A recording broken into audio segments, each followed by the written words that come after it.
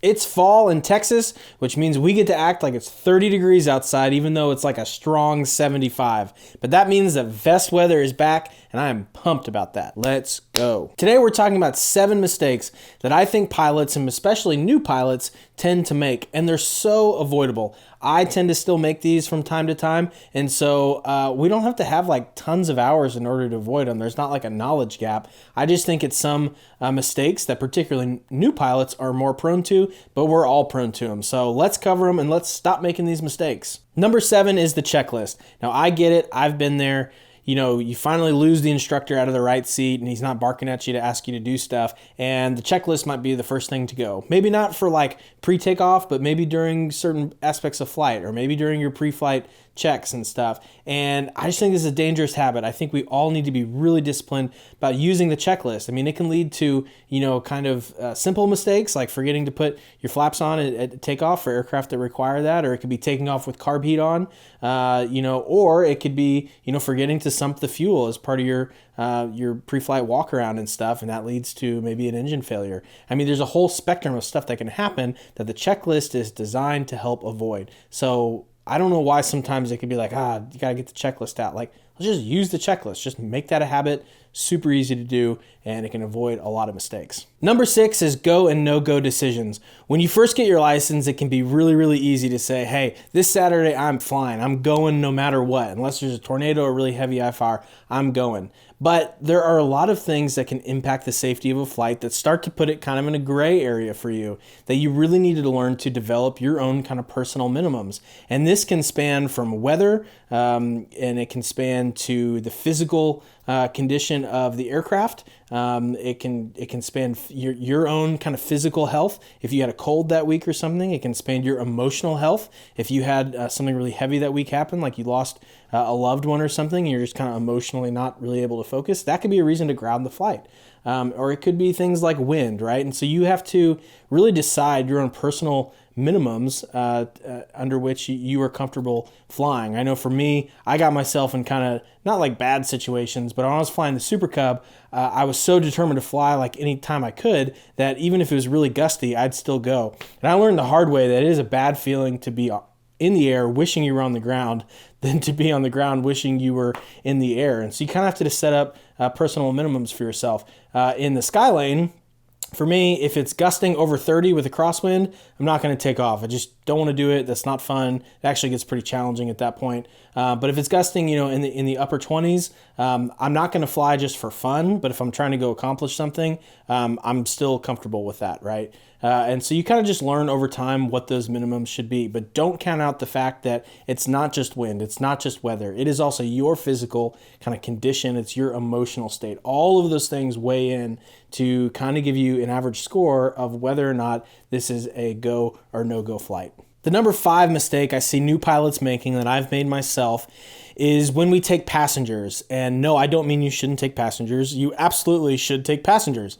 But really I can boil this down to 2 things. And the first is kind of the expectations of the flight when you have passengers. And then the second thing is what you actually do with passengers on board.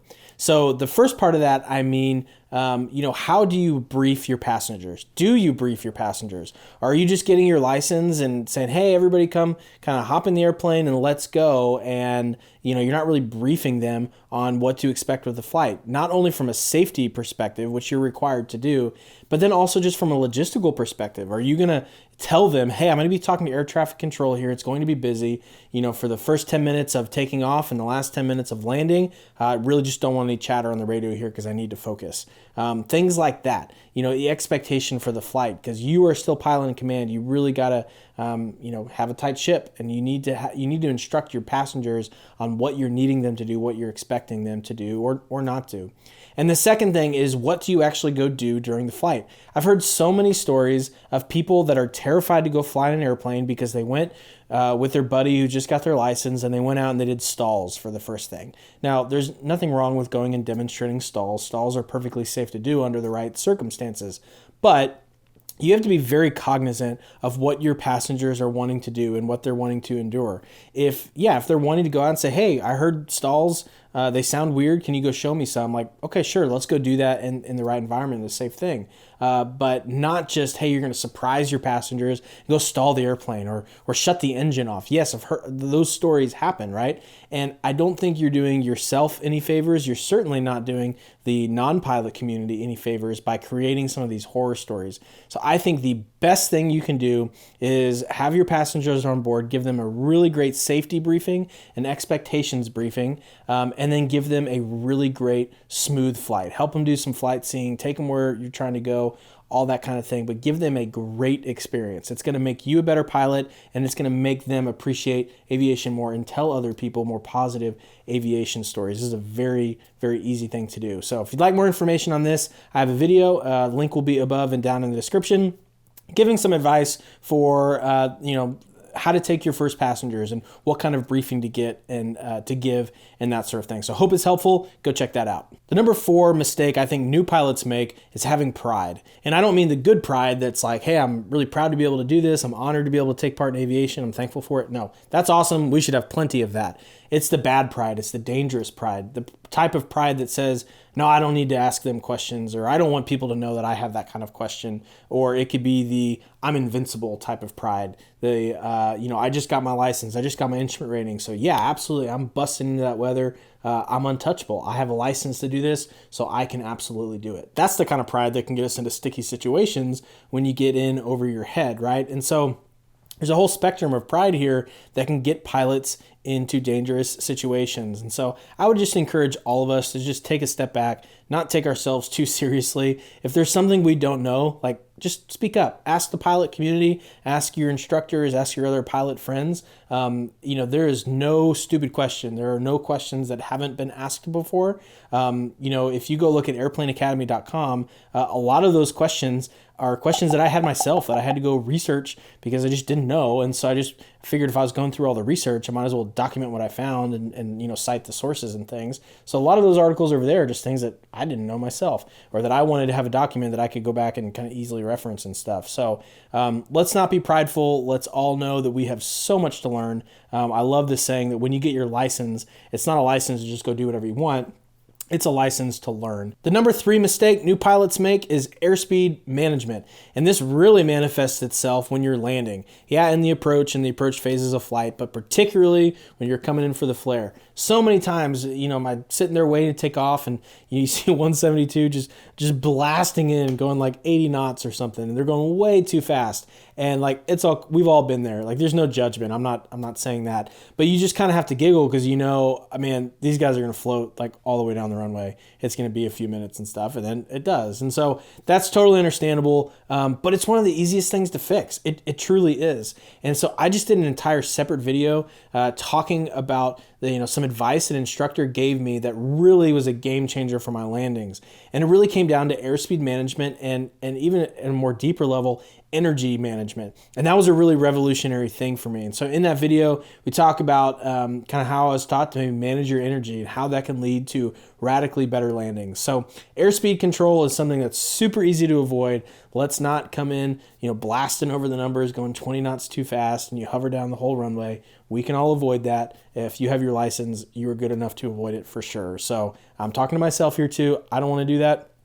And I think it's really easy to avoid. So let's not do that. Before the last 2 mistakes, just want to take a quick second to say, if you're not subscribed to this channel, would you please consider subscribing? It doesn't cost you anything, and every additional subscriber this channel has helps me produce more content in a very, very real way. It takes a lot of time, energy, and resources to film these and produce these and strap GoPros to the plane and all that stuff. So the more subscribers we have, the more I'm able to do that. And I love doing it. I love getting to know you guys down in the comments. So would you just consider subscribing? The overwhelming majority of you watching this video right now actually aren't subscribed. So I'm just asking you now, from me to you, would you please consider subscribing? I really appreciate it. The number 2 mistake pilots make, and is this a big one, is air traffic control. And I think I can really boil this down to kind of 2 buckets.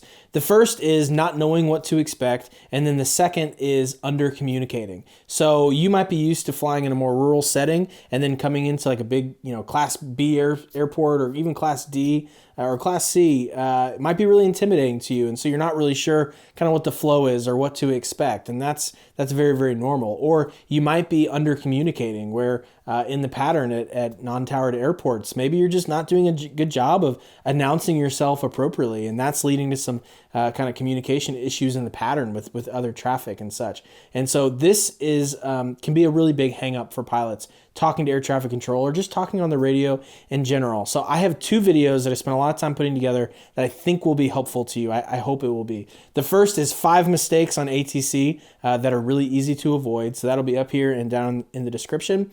And then the second thing, if you want to go a little bit deeper, is another video of about 15 things that, based on my experience of coming in and out of the Class B for a long time now, here are ways that I think we can all get better. Here are things that maybe I was taught or things I ended up doing that made a really big difference for me in confidence and proficiency on the radio. So between those 2 resources, I think that'll help you. I just want to link over to that rather than spending 20 minutes talking here about ways to get better on air traffic control, because I've already done that. And I hope those videos will be a resource to you, and it'll make you super confident when you hit that transmit button. The number 1 mistake I think new pilots make, and honestly all of us as pilots make, is that we stop learning. And when we stop learning, this makes us prone to all of those other 6 mistakes I just talked about. We get our license, or we get to a point in our training where we just feel it's adequate, and then we get complacent.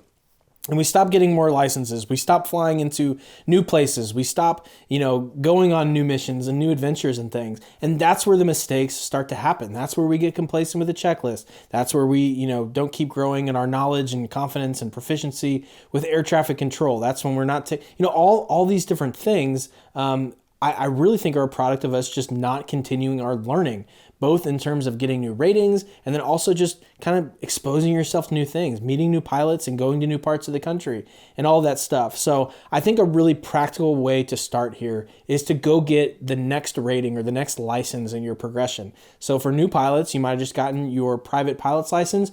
Absolutely consider going to get your instrument. Even if you don't foresee yourself doing a lot of IFR or heavy IFR flying, go get your instrument. It'll make you a much better pilot. It'll, in so many ways. Gosh, even when you're flying VFR and you hear other IFR pilots announcing, their location to the airport on an approach, as a VFR pilot, I had no idea what that even meant, quite honestly. So it didn't mean anything to me. So I just pretended they weren't there.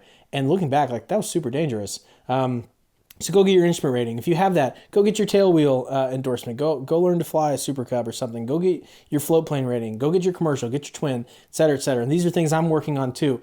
So all that to say, just don't ever stop learning. Let's always be learning as aviators, and I think it'll help us avoid all of those other mistakes too. So what about you guys? Did you resonate with any of those 7 mistakes? Those are mistakes that I'm pretty prone to, but what mistakes did you used to make? Which ones do you still struggle with? I'd love to know. I think it's a great discussion down in the comments to kind of be discussing that as a community, as a pilot and aviation community. And so I'd love to talk with you down there. In the meantime, I hope you'll subscribe so you don't miss another video, and enjoy some sweater weather. Not saying that. That was a really bad way to end it. Enjoy the sweater weather. Not even wearing a sweater. This isn't... Anyways, you guys get the point.